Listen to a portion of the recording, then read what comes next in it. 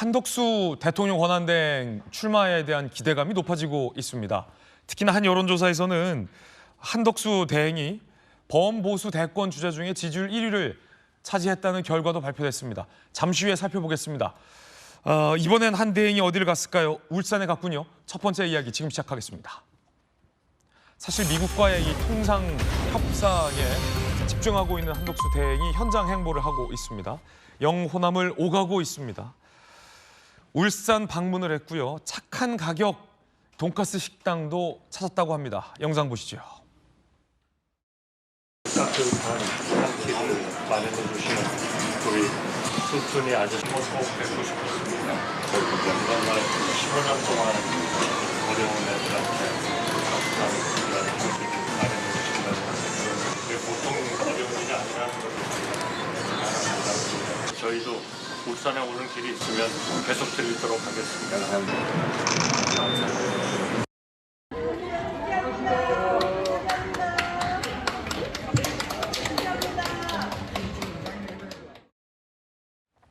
한덕수 대행이 울산에 방문을 했고요. 지난번에는 광주에 방문을 했습니다. 그리고 현장 행보 뒤에 이른바 이 착한 식당들. 이 광주에 이 식재료를 전달하고 손편지를 전달했던 곳도 착한 가격으로 정말 십수년간 인근 지역 주민들에게 든든한 밥 한 끼를 제공했던 식당에 마음을 전달했고, 이번에도 한 돈가스 집을 찾았는데요. 이곳이 착한 가격 업소다. 전주혜 의원님, 이런 착한 식당, 제가 예전에 먹거리 엑스파일 했을 때 착한 식당을 또 오래 하지 않았습니까? 한 대행은 착한 가격 식당에 관심이 많다. 이건 좀 분명해 보이는군요. 이 맛집인 것 같아요. 일단 맛집이요. 예, 제가 바로 인터넷으로 검색을 해보니까 네네. 울산의 맛집으로 소문난 데고요. 저 식당 아저씨를 사람들이 바삭바삭한 돈가스, 뚱뚱이 아저씨 예. 뭐 이렇게 부르기도 그리고 한다던데. 이제 그래서 이제 수제 돈가스로 유명한 네. 집이고 좋은 식재료를 이제 쓰기 때문에 네. 그러한 의미에서 착한 식당, 또 착한 맛집이라고 할 수 있을 것 같습니다. 그렇군요. 예, 한 대행의 지금 행보가 15일에는 이제 광주를 찾아갔고 광주의 기아자동차 공장을 찾아가서 또 둘러보고 그리고 또 천원 백반식당이라는 또 착한 식당에 직접 가지는 못했지만 손편지도 전해주고 네. 그리고 또 식재료도 좀 제공을 했다. 뭐 이러한 미담 사례가 지금 언론에 보도되고 있잖아요. 네네. 그리고 이어서 어제는 울산에 현대중공업의 조선소를 또 방문을 해서 지금 현재 가장 화두인 그 한미 간의 이런 그 조선업 협력 뭐 이런 차원에서 이제 현재 중공업의 그 뭐 정약용 함 뭐 이런 이제 함을 이제 둘러봤고요. 그리고 나서 이제 또 울산의 맛집인 이 뚠뚠이 식당을 좀 찾아가서 그래서 그렇군요. 행보를 이제 이렇게 보여주는 것이 저기가 이제 그 결식 아동들한테 네. 저 사장님이 뚠뚠이 사장님이 계속 이제 식사를 제공해 왔던 네. 미담이 있는 식당이랑 공통점이 있군요. 네, 그래서 오. 이제 그런 면에서 뭐 이것이 권한대행으로서의 행보냐, 네네. 뭐 아니면은 지금 얘기되고 있는 뭐 한덕수 권한대행 차출론, 네. 뭐 이런 것이 또 핫 이슈 아닙니까? 그래서 이런 이제 행보가 예사롭지 않다, 뭐 이렇게 보여지는 면이 저는 있다고 생각을 합니다. 네네. 예, 그런 면에서 또 뭐 울산을 갔을 때도 또 뭐 나오면 또 찍어 드릴게요. 뭐 지지합니다. 뭐 이런 또 여러 시민들의 이야기도 있었다고 하고 있기 때문에 네. 그러한 면에서 지금 권한 대행으로서의 행보, 지금 그 한미 관세 좀 그 협상 이 굉장히 중요한 시기에 이런 권한 대행으로서의 행보도 굉장히 중요하지만 예. 한편으로는 또 대권 행보가 어떻게 될 건지에 대해서도 당연히 관심이 높아질 수밖에 네. 없는 시점 아닌가 싶습니다. 그렇군요. 자, 이거 여러분 어떻게 보십니까? 김관선 변호사님, 제가 이게 오랫동안 국회 출입했잖아요. 국회 출입할 때 우리 홍 대표님도 제가 여러 번 뵙고 선거도 많이 취재했었는데 이 통상무역 현장, 산업 현장에 방문하는 것까지는 대통령 권한대행으로서의 행보라고 볼 수 있는데 전통시장이에요, 둘 다. 광주에 있는 그 착한 식당도 전통시장에 있는 식당. 요 돈가스 집도 전통시장에 있는 식당. 그런데 이제 전통시장을 찾는다는 건 이 심상치 않다. 그 두 번째, 스토리가 있는 식당들을 찾았잖아요. 앞선 그 1,000원 식당도 돌아가신 이 어머님 때부터 1,000원에 지역 주민들에게 식사를 제공했고, 요 돈가스 식당 같은 경우도 15년째 결식 아동들을 돕던 이 스토리가 있는, 미담이 있는 그런 착한 식당이 전통시장에 있는데 또 찾아갔다. 요거는 이 대권 행보 아닙니까? 일단 지금 이제 한덕수 권한대행이 네네. 어떻게 보면 과도기 전 정부를 이끌고 있다 이렇게 볼 수 네. 있잖아요. 그런데 사실은 지금 권한대행으로서 지금 뭐 제일 중요한 게 지금 미국과 통상 정제 아닙니까? 네. 관세 전쟁이에요. 관세 전쟁에 가장 지금 주목을 받고 있는 것이 이제 조선, 반도체, 자동차 이런 것들이거든요. 그런데 이제 광주는 자동차 같지 않습니까? 네. 울산은 조선소예요. 조선소. 미국이 지금 관세 전쟁하면서도 우리의 어떤 조선이 엄청 발달된 걸 알고 있기 때문에 계속 콜을 보내잖아요. 근데 거기서 상징적 의미로 가는 거죠. 근데 갔는데 거기를 갈 때마다 그냥 통상 관세와 관련된 것만 방문하지 않고 네. 거기에 어떻게 보면 전통시장, 전통시장. 정치인들이 선거운동할 때 제일 자주 찾는 곳이 전통시장이에요. 전통시장이거든. 그렇죠. 그런데 전통시장인데 그 전통시장 안에서 예. 또 착한 식당. 근데 뭐 일반적인 착한 식당이 아니죠. 예. 결식 아동도 덥고요. 그다음에 어렵게 이제 식사하지 못하는 분에게 1,000원의 식사를 제공하는 네. 스토리가 있는 그런 서민들이 좋아하는 그런 식당. 네. 근데 이런 곳을 반드시 방문하고 손편지 쓰고 한다는 것 자체는 사실은 권한대행 하기 전에는 하지 않았잖아요. 네. 그런데 권한대행을 하면서 이렇게 한다는 것은 제가 볼 때는 대선에 어느 정도 이제 마음이 있다. 저는 뭐 그렇게 보고 있어요. 이게 왜냐면 이 식당에 가서 식사를 하더라도 뭐 초밥 먹고 회 먹고 하면 대권주자 행보가 아닌데, 그렇죠. 백반 먹고 돈가스 먹었다는 건 백반하고 돈가스는 너무 백반과 돈가스다. 이거는 대권주자 행보다. 근데 여기서 좀 사장님 스시 2인분이요? 이거 아니잖아요. 대권주자들은. 여기서 그치지 네. 않을 수 있는 경우 이제 계속 이렇게 갈 가능성이 큰 이유가 네네. 제가 볼 때는 처음에 그 주관식으로 다음 대선 주자 누가 적합하냐 할 때 2% 나왔잖아요. 네. 그다음에 단번에 지금 다자구도에서 보수층에서 1위고 예. 그다음에 전체 할 때 이재명 대표 전 대표 다음으로 2위를 했잖아요. 근데 우리 또 3자구도 나왔잖아요. 예. 이재명 전 대표, 그다음에 한덕수 원안대행, 이준석 의원. 근데 여기서 거의 오차 범위 내는데 딱 근접했잖아요. 그러면 이제 저는 이제 이게 개인적 생각이에요. 이제까지 이제 손세를 쳤었는데 구체적으로 출마하지 않겠다는 얘기는 않잖아요. 않죠. 그러면 현재의 어떤 대한민국의 정치 상황을 보면 윤 전 대통령이라는 한 축, 그리고 이재명 전 대표는 한 축이 있는 거예요. 그런데 결국 비상계엄으로 인해서 윤 전 대통령 파면됐잖아요. 남아있는 게 한 축이단 말이에요. 네. 그러면 이게 한 축이 너무 강하니까 이 축도 아니고 저 축도 아니고 제3의 축으로서 너무나 정치적으로 정쟁 많이 하고 입법 폭거하고 상대방 공격하고 그런 정치인이 아니고 좀 대한민국을 좀 편안하게 네. 국민들을 편안하게 마음을 가질 수 있게 할 수 있는 정치인이 누구냐. 더군다나 지금 경제 위기, 관세, 통상 이것을 극복할 수 있는 사람이 누구냐. 네. 너무 정치 색깔, 이념 색깔이 짙하지 않고 그런 지도자를 국민들은 갈구했을 수도 있어요. 그런데 이 어려운 시기에 어떻게 보면 한덕수 권한대행이 과연 그 국민의 마음을 긁어줄 수 있는, 달래줄 수 있는 지도자가 아니냐. 네. 이제 그런 것들이 상당히 중도층을 중심으로 많이 파고들고 있고 이제 중요한 것 중에 하나는 이거잖아요. 한덕수 권한대행은 진보와 보수를 넘나들면서 관직 생활을 한 50년 한 분 아니에요? 네. 근데 지금 뭐 민주당에서 그런 공격을 하죠. 윤 전 대통령 밑에서 내란 우두머리 밑에서 국무총리한 사람이 어떻게 대통령을 나온다고 하느냐 이런 비판을 하지만 관료를 한 거예요. 관료. 국정운영에 참가를 한 거지 이념적으로 내란에 동조했다든가 어느 한쪽 좌우 이념에 대해서 이제까지 색깔을 내면서 동조한 사람은 아니단 말이에요. 그러면 결과적으로 가장 공정하게 대한민국을 이끌 사람이 누구이냐? 한덕수 권한대행이 될 수 있겠다. 이것이 이제 시작이 되고 있다. 저는 그렇게 분석을 해봅니다. 네. 그런데 또 이게 완벽한 이 대권주자 행보로 보기에는 조금 애매한 측면도 있습니다.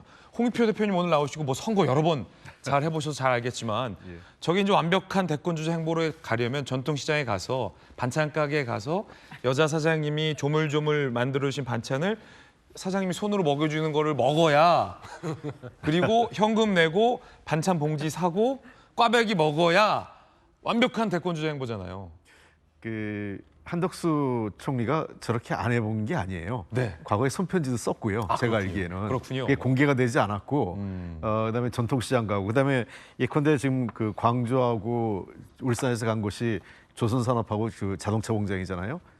국내 제조업의 기간 산업이기 때문에 기간 산업이라면 두 가지죠. 산업의 전후방 효과가 크고, 기간 산업이다. 예, 고용 효과가 크죠. 그리고 또 아까 우리 김 변호사님 말씀하신 것처럼 미국과의 통상 그 관계에 있어서 가장 좀 전면에 있는 기업이고 이런 측면에서 당연히 그 권한대행 또 권한대행이 아니라 하더라도 주무장관이나 총리로서는 가야 되는 곳이고 또 가면 이 전통시장 갑니다. 안 네. 갔던 게 아니에요. 그렇군요. 예, 왜냐하면 지금 전통시장 특히 이번에 간 곳이 착한 식당을 간 건데 네.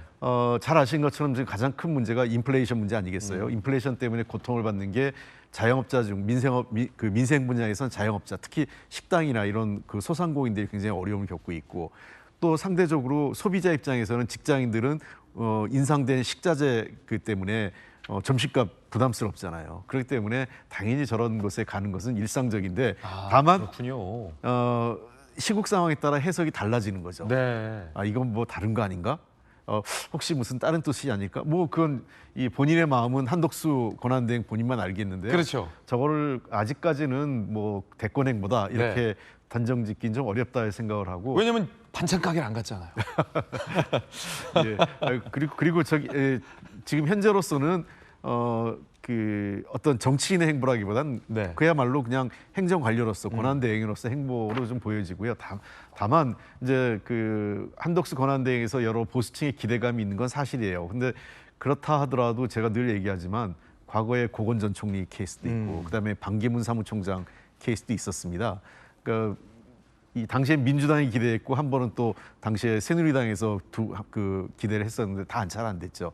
왜냐하면 비유를 하면 운동선수 중에서 축구 선수의 근육이 다르고 야구 선수의 근육이 다르거든요. 그래서 만약에 한덕수 권한대행이 정말 정치하겠다고 들어선다면 상당한 시련을 겪어야 되고 버틸 수 있을까? 저는 그 측면에서는 뭐 아직은 본인이 겪어보지 못한 세상이 열릴 겁니다. 네. 상당히 제가 이제 예리하게 분석한 지점. 그러니까 대권 행보로도 볼 수 있는 지점. 전통시장을 갔다, 스토리 있는 식당을 갔다. 근데 대권 행보로 완벽히 단정할 수는 없다는 것. 반찬 가게를 안 갔다, 꽈배기를 안 샀다. 그 중간 지점 어딘가에 한덕수 대행이 계신 거 아닌가라는 생각도 듭니다. 여론조사 바로 볼까요? 네. 자, 범보수 후보 적합도 조원 CNI 여론조사 결과부터 보시죠. 29.6이에요. 단번에 한덕수 대행이 김문수, 한동훈, 홍준표, 나경원을 제쳤습니다. 놀라운 상승세입니다. 여론조사에 이름이 들어간 게 불과 며칠 전인데 며칠 만에 범보수 대권 주자들 중에 1위 29.6 한덕수, 21.5 김문수, 14.1 한동훈, 홍준표 10.9 나경원 7.0 5% 이상만 표기했습니다. 나머지는 5% 미만이란 뜻이죠. 자, 이걸 국민의힘 지지층으로 좁혀봅니다. 그러면 더 올라갑니다. 한덕수 대행은 31.9입니다. 앞자리가 다른 후보들과 다릅니다. 국민의힘 지지층 사이에서 한덕수 대행은 31.9의 지지율, 가장 많은 지지율을 받고 있다는 겁니다. 김문수 22.8, 한동훈 15.0, 홍준표 11.9, 나경원 7.4입니다. 자, 다른 여론조사 잠시 후에 보고요. 일단 여기까지 보고 분석해보죠. 정책 부의장 나오셨잖아요, 정책 부의장님. 이 정책이적으로 봤을 때 지지율 약진 이거 어떻게 평가하십니까?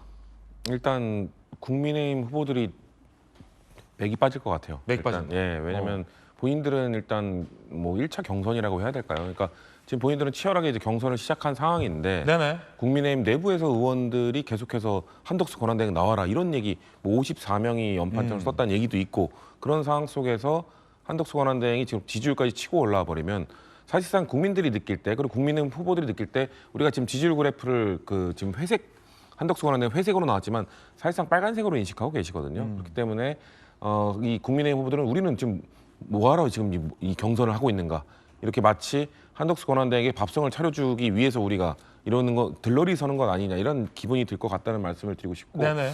그리고 아까 그 전통시장에서 아직 그 반찬을 먹지 않았기 때문에 반찬. 반찬을 먹지 않았고 꽈배기를 먹지 않았기 그렇죠. 때문에 중요한 지점. 그것 때문에 아직 그 대권 행보는 아니라고 하셨지만 네. 전 대권 행보 대놓고 대권 행보 하고 있는 거라 봅니다. 대권 행보다. 이유는요? 왜냐하면 지금 어제 사실 저기 그 시장에 가고 공장에 갈 때 어제가 뭐였습니까? 대정부 질문하는 날이거든요.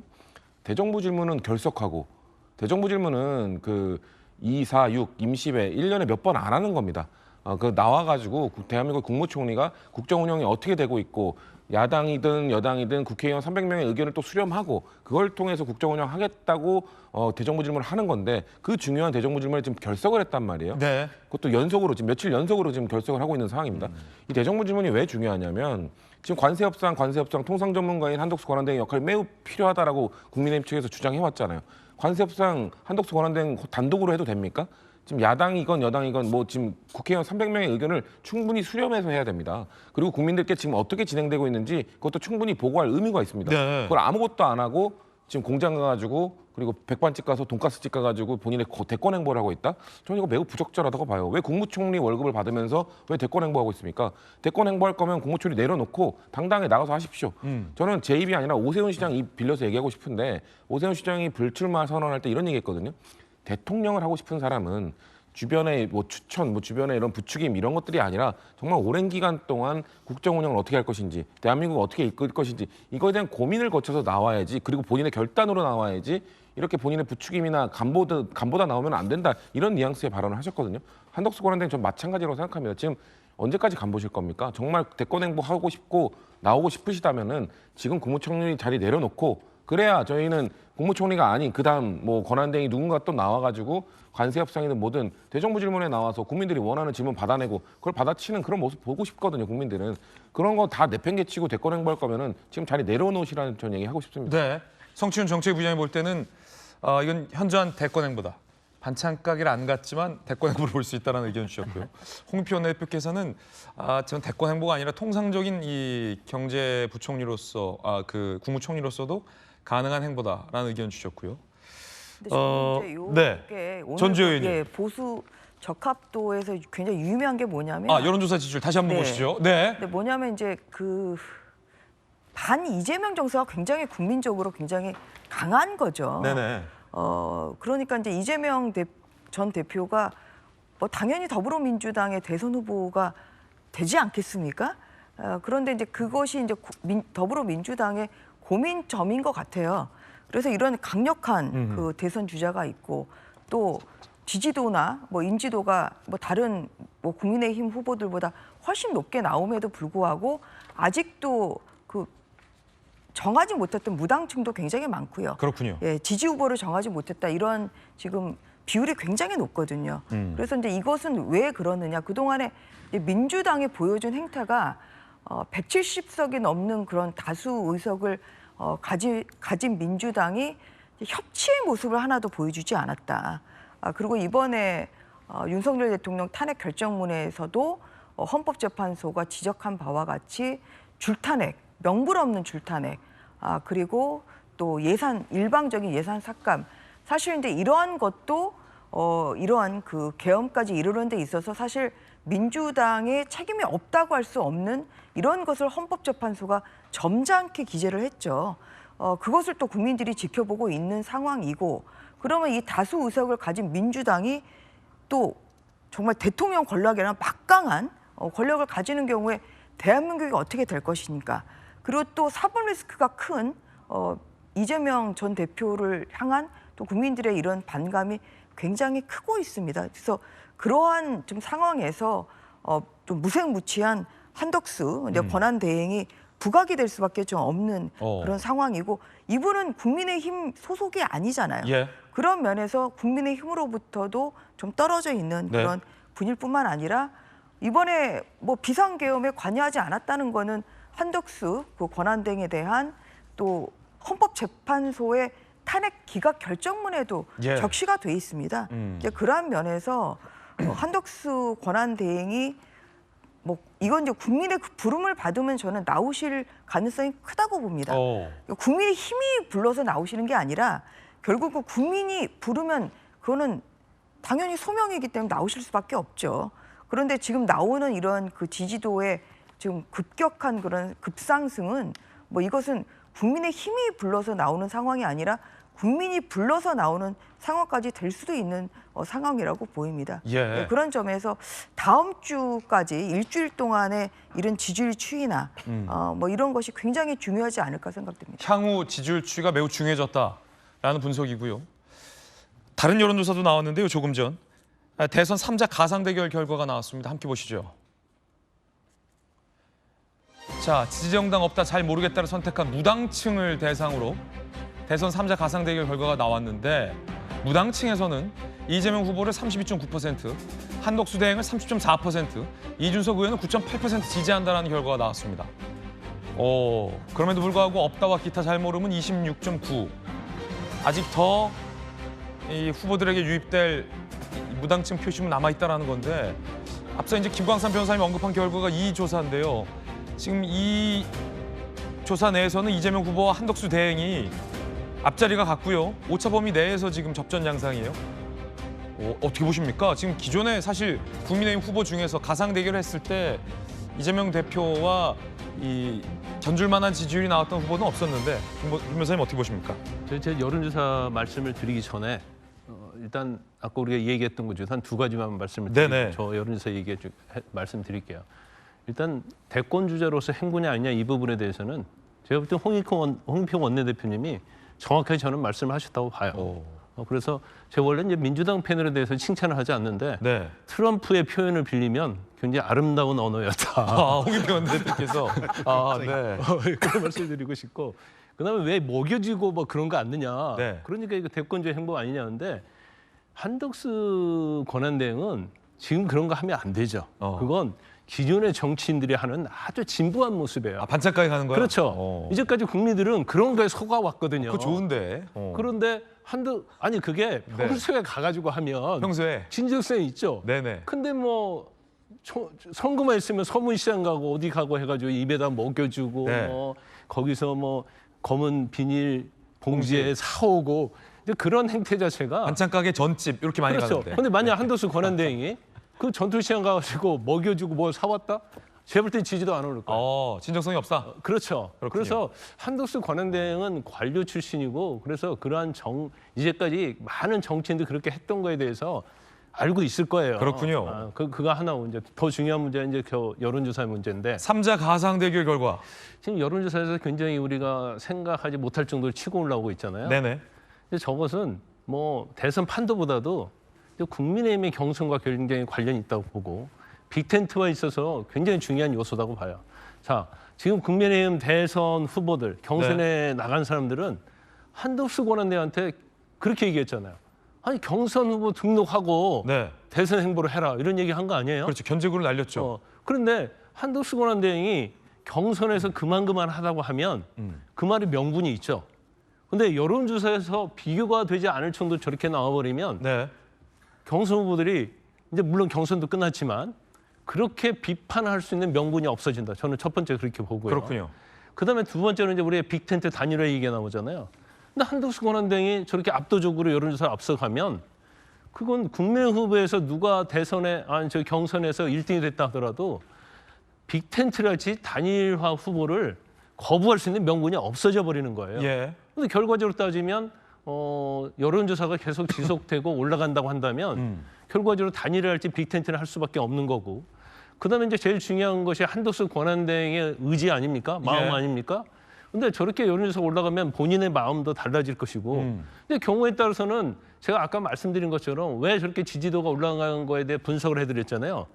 그러면 본인이 그걸 시대적 소명이나 사명으로 느낄 수 있어요. 그래서 자기가 모셨던 윤 전 대통령 그리고 이제까지 오랫동안 봐왔던 이재명 전 대통령 어떻게 보면 그 두 축이 이번 대선을 통해서 심판을 받을 수 있는 그런 어떤 이걸 어떻게 무너뜨릴 수 있는 사람이 자기밖에 없고 그게 국가와 국민을 위해서 시대적 소명이라고 생각한다고 하면 뭐 대선 출마 가능성도 충분히 열어두고 있다고 볼 수 있다 저는 그렇게 봅니다. 또 두 분 말씀 듣다 보니까 성부의장님하고 김광삼 변호사 말씀 듣다 보니까 반찬 가게를 안 가긴 했지만 그 영상 중에 보면 애기 볼을 아이고 예뻐 하면서 이렇게 볼을 만져준 장면이 있거든요. 아, 섬세도 하시네. 그건 사실은 요 정치 문법적으로 봤을 때는 대권 주자 행보거든요. 혹시 영상이 찾을 수 있으면 볼 수 있는데 예뻐하면서 그냥 말로 겸잡게 예뻐가 아니라 이 격하게 볼을 여러 번 아기를 되게 예뻐해 주시는 저 모습 보였다. 아, 저 장면은 보통의 어떤 대권 주자들의 행보로 보인다라는 어떤 저만의 어떤 그런 해석 그 문법도 있긴 한데 이 장면 뒤에 이제 아마 저 나올 겁니다. 이제 아기를 발견하고 아기를 굉장히 예뻐하는 모습이 연출됐는데 자 이렇게요. 여기 볼을 굉장히 많이 터치했거든요. 이거 어떻게 보십니까? 홍 대표님께 드릴 만한 질문은 아닌데 요 질문하고 그러면은 아까 예. 그 삼자 가상 대결 네. 분석까지 좀 같이 해주시죠. 뭐 아마 통상 저 현장의 부분은 대부분 아마 연출된 걸 거예요. 네네네. 왜냐하면 사전에 권한대행 행사이기 때문에 네. 오는 분들, 그러니까 그 경호처가 발동을 해야 그렇군요. 되잖아요. 그래서 아무나 오지 않고 신분이 다 확인됐고 네네. 또 가기 전에 그 일정의 동선에 대한 상황 설명을 그 저 실무자가 다 합니다. 그렇군요. 가면 어디를 들리고 또 어떤 분이 오고 어떤 분하고 악수하고 어떤 대화를 해야 된다 이런 것들이 정치인들보다 훨씬 더 관료들한테는 아주 시나리오가 잘 짜여 있어요. 정치인들은 그렇게 해도 약간의 일탈들이 있어요. 일탈들이 있죠. 시킨 대로 안 하고. 안 하죠. 그래가지고 이제 돌발 행동이 있는데 또 경호처가 관리하지 않고 그러나 권한대행만 해도 이미 대통령 권한대행이기 때문에 경호처에서 관리해서 저기 오신 분들은 다 일정의 그 짜여진 동선대로 움직였다 이렇게 보이기 때문에 뭐 일정하게 연출돼 있고 어떤 자상한 할아버지 이미지 뭐 이런 걸 연출했던 것 같아요. 네. 그래서 저는 저게 저게 뭐 대통령의 행보인지 그냥 관료로서의 행보인지 둘 다 해석이 가능해요. 다만 지금 언론에서는 훨씬 더 대통령의 행보로서 보고 싶어하는 언론, 그다음에 정치권의 일각의 해석이 있다는 거죠. 그렇군요. 예. 저는 아까 이제 여론조사 나왔는데요. 네. 이 여론조사가 일종의 자칫하면 국민의힘과 그 보수층에 대한 희망 고문이 될 수 있다 이런 생각을 합니다. 왜냐하면 지금 무당층을 갖고 조사를 한 거거든요. 네. 현재 무당층 또는 중도층이라고 표현되는 분들의 상당수가 제가 보기에는 보수층, 국민의힘 지지층이나 보수층 지지할 가능성이 높습니다. 왜냐하면 여론조사에 보면 사실은 민주당 지지자나 진보층 그 지지자들은 결집이 다 돼 있어요. 결집이 돼 있다. 예. 그러니까 거기서 지금 문제가 되는 거는 전체 전 국민을 대상으로 했을 때 그러면 한덕수 권한대행을 넣었을 때 이재명 대표의 지지율이 유의미하게 빠져야 돼요. 근데 잘 아시는 것처럼 리얼미터든 갤럽이든 여러 조사를 보면 전혀 변동이 없거든요. 그러니까 한덕수 후보가 좀 잘 나온다는 게 한 다른 후보보다 1, 2% 좀 더 나오는 조사만 나왔지 거기서 전 국민을 대상으로 해서 붙었거나 이런 게 나온 게 아닙니다. 네. 그러니까 이재명 대표의 지지율이 보면 탄핵이 인용된 전후를 해서 특히 그리고 본인의 그 공직선거법 2심의 재판이 무죄로 나오면서 기존에 비판을 받았던 박스권을 탈출을 했습니다. 그러니까 다자 대결에서는 거의 40% 육박하고 있고 그다음에 양자 대결에서는 50%를 넘나들고 있거든요. 그렇다면 지금까지 여론조사 우리가 과거 역대 대통령 선거를 보면 이 정도는 박스권을 더 벗어난 겁니다. 근데 그러면 한덕수 권한대행이 유의미한 후보로서의 경쟁력을 보이려면 이재명 대표의 양자 대결에서 이재명 대표의 지지율을 45% 전후로 끌어내려야 되고요. 본인의 지지율이 35% 이상을 넘게 나와야 돼요. 그렇군요. 그렇게 되지 않으면 기존의 그 자기 지지층 내에서의 우열일 뿐이라는 겁니다. 그러니까 실제 지금 한덕수 권한대행에 대한 지지층이 가장 높게 나타나는 게 주로 국민의힘 전통 지지층이에요. 그러니까 중도층에서기보다. 그러니까 문제가 되는 거 뭐냐면 제일 타격을 누가 받느냐? 김문수 후보가 받습니다.